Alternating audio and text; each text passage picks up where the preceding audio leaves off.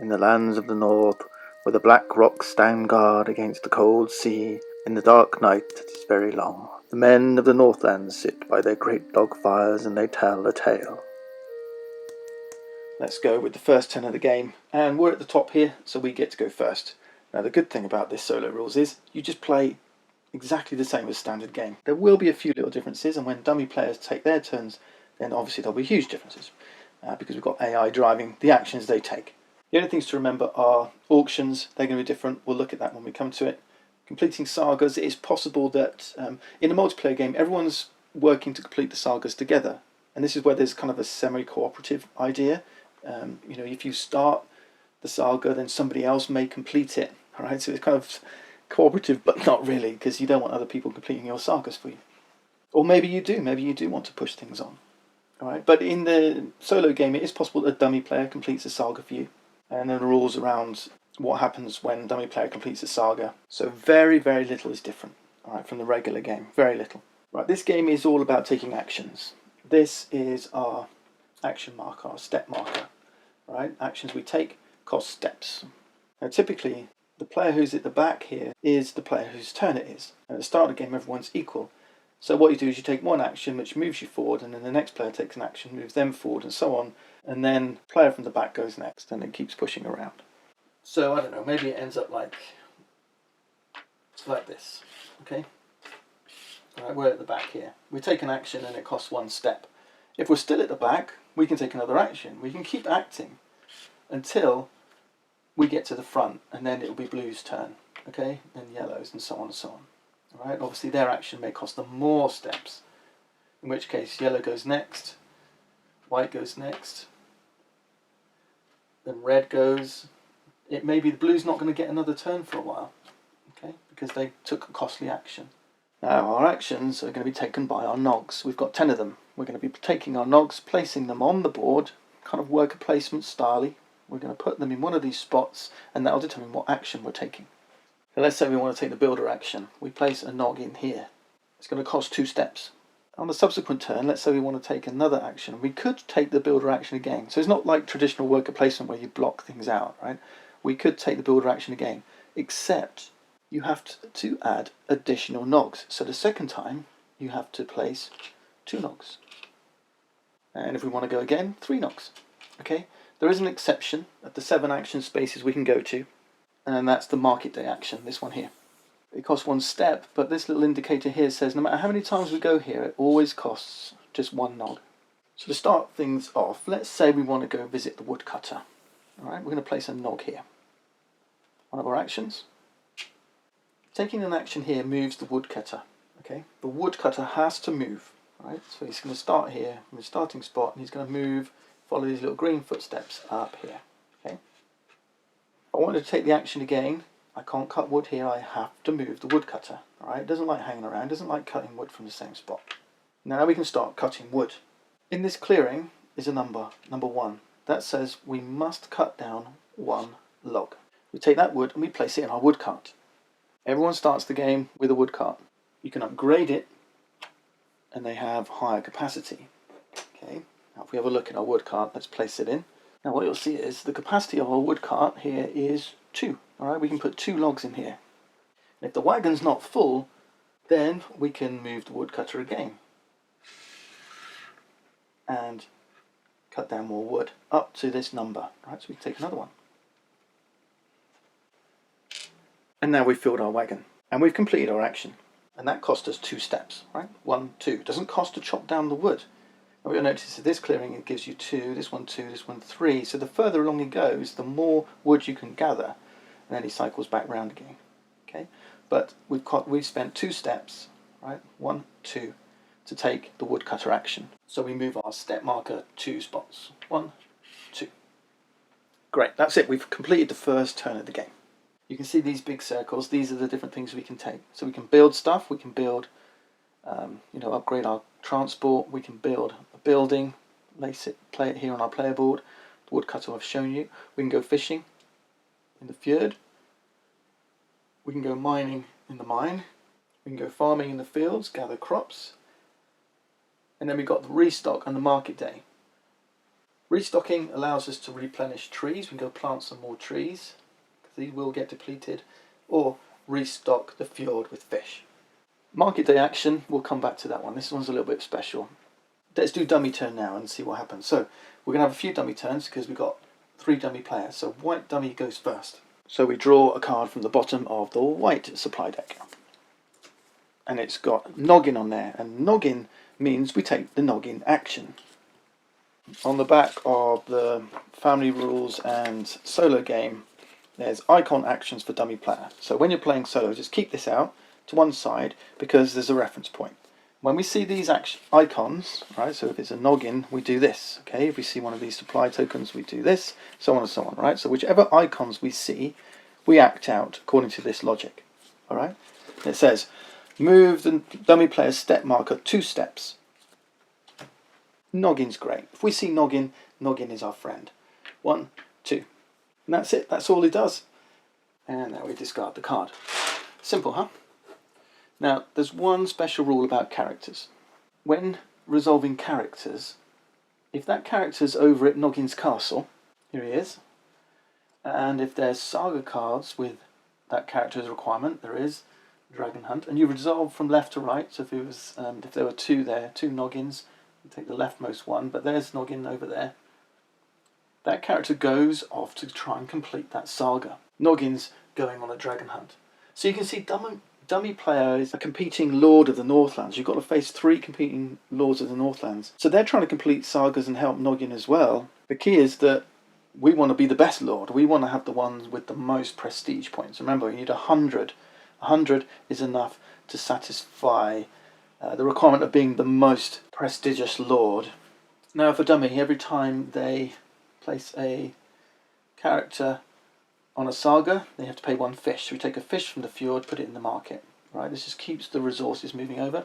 And also, they take one of their nogs, this was the white player, and they place it here to say this is the action they've taken. And that concludes the white player's turn, so they take 1 step forward. Okay. So that cost them 3 steps in all. 2 steps because of Noggin, and 1 just for taking the action. So yellow goes next, draws a card from the B deck. Right, and this time we have Olaf, Stone and Wood. Olaf first. Olaf's in the castle, so he's going to go and try and complete a saga. But we also refer to we do the resolution first. So we resolve our Olaf. Complete the rightmost invention, it says, by filling up unfulfilled requirements with dummy player Nogs. That's the cupola clock. Olaf, when he turns up on dummy players' cards, is a bit of a pain. Grabbing inventions is important to scoring points, so we don't like Olaf coming in here stealing stuff. Try and grab these inventions quickly if you can. To claim an invention, multiple people can claim these. So if I'd have taken an action at market day to try and complete inventions, whoever has majority here will claim it. Unfortunately, if dummy player has the majority, you just remove this invention from the game. We've lost our chance to complete the cupola clock. Okay, Olaf completed an invention, and now we use his character. His character is at the castle, so he's going to go off and saga. The Dragon Hunt and the Elephant both need Olaf, so Olaf's going to go off to the leftmost one first. We place a yellow nog for the dummy player to show that it was them that placed it, and another fish from the fjord to the market. Okay, that's Olaf done. Next is Stone. Okay, Stone, remove the top leftmost stone or gold from the mine and put it in the market. Okay, that's easy done. Top left. Leftmost, okay, so you work this way. Stone done. Next is wood. This time we move the woodcutter 1 spot and we remove the number of wood indicated here and put them in the market. So that's 2 wood. So the market's filling up, and that's it, we've completed the card. And there's 3 icons on here, 1, 2, 3. So the yellow dummy moves 3 steps. 1, 2, 3. Now they've landed on another step marker. When that happens, you move it 1 step forward. Discard, and then it's blue to go next. We should be able to start playing these out a little quicker. Now, blue tends to take lots of stuff. So we work from top left, so we do wood, stone, wood, wood, and then counting house. So wood, take 2. Stone, take 1 stone. Wood, move him again, take 3. Ooh, emptying out the forests. Wood, move again, take 1. And then counting house. The counting house means we now auction the counting house. There's one available, it's called Moonstone. It says it emits a constant glowing light in dark times. Move in empty mines for 0 steps, 1 per action. What this means is that the miner, normally he'll start up here and he'll move around. Okay, and he can start mining the stone that he's adjacent to. But on some of these cards, I'm going to go and grab one and spoil it for you, but let's assume this was filled up with stuff and he's mined down to here. To move back and start mining stone that's over here somewhere that isn't adjacent, it costs steps. With the Moonstone, if you're taking the mine action, you can move over there for free and then start mining. Okay, so not the best counting house card, but it does give you ability and it lasts all games. But the other benefit is that counting houses score you points. At the end of every season, the counting house card gives you 2 points. Now you can see, but this game is 2 years. Okay, so you can see that by the end of year 1, it's going to cost. There's 4 seasons. It would have given me 8 points. By the end of year 2, it would have given me another 8 points. Do you see? So you can take this for its ability, or you can flip it over and immediately take the 8 prestige points. So these are good. They will give you lots of points.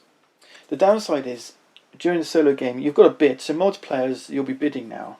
Players will be bidding for counting house cards. In the solo game, what it says is, if you want this, you've got to bid 4 steps in year 1. If you don't bid, then it's removed from the game and the dummy player moves forward 3 steps. They've bid 3 for it. In year 2, you have to bid 3. Right? So it's a little bit more expensive in year 4 because it's worth more to you. In year 2, you have to bid 3 steps. If you don't bid for it, then dummy player will only bid 2 and win it and remove it from the game. All right? So that's how the auction works here. So I'm tempted to bid the 4 steps, but it's going to put my action marker a long way behind. But let's do it anyway, right? 1, 2, 3, 4. Now that would put me here, which means white's going to go first and yellow's going to go first before I get another go. But I've got the counting house and it's going to be worth lots of points to me. All right. For the sake of the video, let's assume I don't bid for it. Then this is removed from the game. Dummy player then is forced to bid 3. Okay, 1, 2, 3. And that's the end of his turn. This is better for me because then I get to act next. I'm at the back. All right. And then so blue finishes turn. We count the number of icons. 1, 2, 3, 4. You don't count the counting house. All right. So that's the one exception. So he moves forward 1, 2, 3, 4 steps. He's taken 4 actions. 1, 2, 3, 4. So blue's done a lot, but he's a lot further on. He's unlikely to act again for a little while. Okay. Let's discard. Now everyone's taken a turn. We move the runestone marker around here. And we move it until it hits the back player. Now it's my turn and I can start taking actions. And this is where the step track kind of comes into its own, really. I'm going to start taking actions now. If I take my action and I'm still not out in front, I can either choose to stop or I can choose to act again. Okay, so I've got a choice. Right, I can keep acting until I'm out in front. Once I'm out in front, though, I have to stop, and then it becomes this player's turn. What's important, though, is that I can never move forward. I may take lots of steps, gathering lots of wood. I can never move beyond the runestone marker. After I've finished and this has moved forward, this keeps moving forward to the back player, this runestone marker. It will keep advancing to the back player's position. When it hits the Nog Moon again, then the season changes. Once we've gone through all 4 seasons, then the year changes and we're in year 2. The game will end before the end of year 2. But also, the seasons affect what you can do over here at the farming space. So you can sow seeds in the spring. In summer or autumn, you can harvest your crops. And in autumn, you can take those trees from the orchard and turn them into crops, turn them into food. The other thing is these crops that are in your fields, if you don't use them, you will lose them, because in the winter any unharvested crops will wither and die. As it goes, it's my turn, and let's take an action. Let's go and try and complete that elephant saga and show you how completing sagas works. So I'm going to take one of my nogs and put him here in the market. No, hold on, I need to go grab some fish first. Let's go grab some fish. Now we can decide how long we want to spend. We can spend between 1 and 4 steps at the fjord. I think I'm going to spend 2. So 2 steps, 1, 2. Grab the bag, the drawstring bag. For each step that I spent, I draw a counter. And let's see what I got. Oh, I've got 3 fish. Wonderful. Now as it goes, I've only got a fishing boat that can carry 2, so I'm going to only take 2 fish. And then that wood should be back in our farmhouse. And I think we finished our action, so we bring the fish back to our farmhouse as well. So at the end of your action, bring them there. Of course, I could choose to fish again. I'll need 2 nogs this time, and I could go fish again, get another 2 fish, put them here. There's capacity for 6 resources here, so that's all I need. But actually, I'm going to go to market day right now. I don't have to, but I can do 2 things. So first thing I can do is this one here, pay 1 food. So that's a crop or a fish. I'm going to pay the fish. Okay, and that goes in the market to use an ability of one of the characters in the castle. And I'm going to use Graculus' special ability. So we've got Graculus who can return a character to the castle. I couldn't use Noggin or Olaf because they're up there, but I'm going to bring Olaf back to the castle. And the important thing is that this is still marking out this spot, right? It's still marked as complete. That's what that Nog stays there for. Okay. And Olaf back in the castle. Okay, that's part 1. I've done this part. Now there's an and or. Okay, so I can now do one of these things. So let's say I want to complete Dragon Hunt now with Olaf. Okay, this is this action here, the Saga action. I have to pay a food, so I've got to use this fish. Yeah, food can be either a crop or a fish. 1 nog. And I need Olaf's counter. Okay, and I place them here. Now with 1 action, I can complete many resource requirements if I wish. Okay, but they all have to be on the same card. I can't split them across here. But now we've completed the supply card. We've fulfilled all of the requirements. The character counters go back up here. They stay on the saga. Any resources here go to the market. So the market is filling up. We flip the supply card. We're hoping that Noggin's knife is shown here. If we saw Nogbad instead, see up here? And we've just made Nogbad very cross. The crow moves round, Nogbad leaves his castle, and he goes to the area indicated. As it goes, we're good. This then slides up here, and the red and the white, the Nogs that we used to complete that supply card, sit up here. And we've got to complete 3 of these to complete the saga. Completing the saga is going to score us all popularity points. And we're not going to score any points yet. The thing to note though is we've tied up one of our noggins. So if you keep completing sagas, completing supply cards, putting all your nogs on there, you haven't got so many left for actions. So you've got to watch it, you've got to be careful. You can pull them back, but then obviously you've spent resources trying to fill supply and you've tied them up.